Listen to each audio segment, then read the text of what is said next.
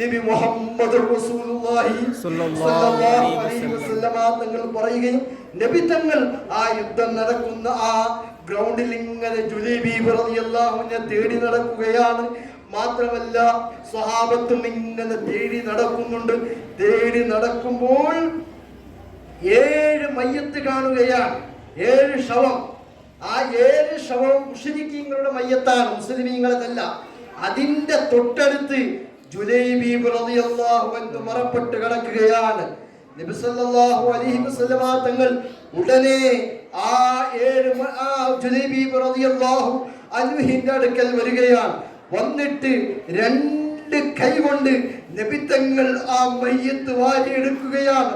സ്വഹാബത്ത് പറയുകയാണ്, ജുലൈബീബ് റളിയല്ലാഹു അൻഹു ഈ ലോകത്ത് എന്തും സമ്പാദിച്ചിട്ടില്ല.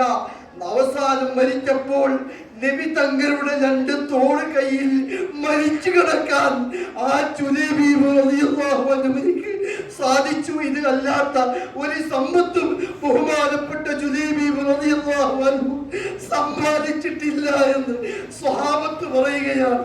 ഇതാണ് നബി. നബി എപ്പോഴും പാവപ്പെട്ട ആളെ ഒരിക്കലും അവഗണിക്കുന്ന ആളല്ല.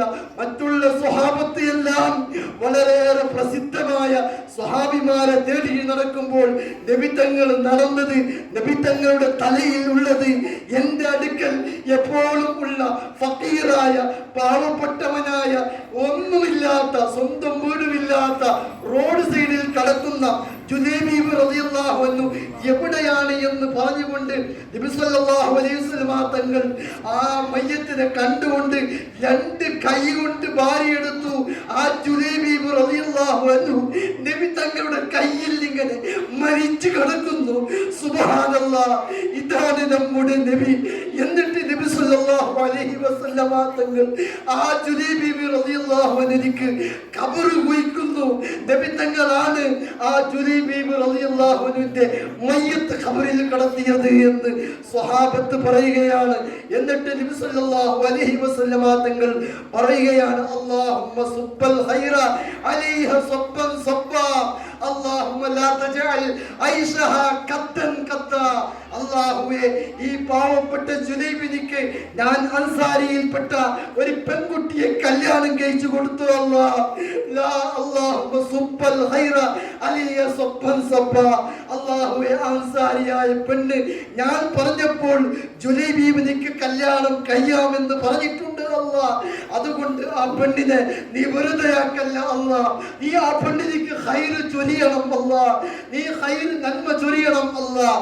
മാത്രമല്ല വലാ തജഅൽ ഐശഹാ ഖത്തൻ ഖത്താ. അല്ലാഹുവേ, ആ ജുലൈബീബിന്റെ ഭാര്യ ഞാൻ പറഞ്ഞപ്പോഴല്ലേ കല്യാണം കഴിഞ്ഞത്.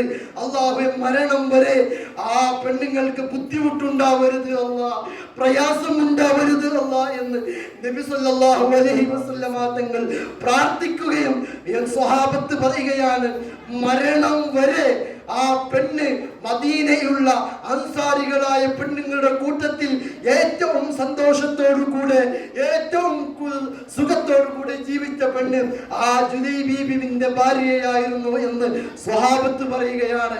ഇതാണ് നബിത്തങ്ങൾ. നബിത്തങ്ങൾ ഒരാൾക്ക് കല്യാണം കഴിച്ചു കൊടുത്താൽ ആരെയും തോപ്പിക്കുന്ന പരിപാടിയില്ല, ആരെയും വഞ്ചിക്കുകയില്ല. നബി സല്ലല്ലാഹു അലൈഹി വസല്ലമ തങ്ങളെ ഒരാൾ മുറുകെ പിടിച്ചാൽ അവൻ തോക്കുന്ന പ്രശ്നമില്ല. ബഹുമാനപ്പെട്ട ഹസ്സാൻ ഇബ്നു സാബിത്ത് റളിയല്ലാഹു അൻഹു പറയുകയാണ്, വ അജ്മല മിൻക ലം തറഖത്തു ഐനി.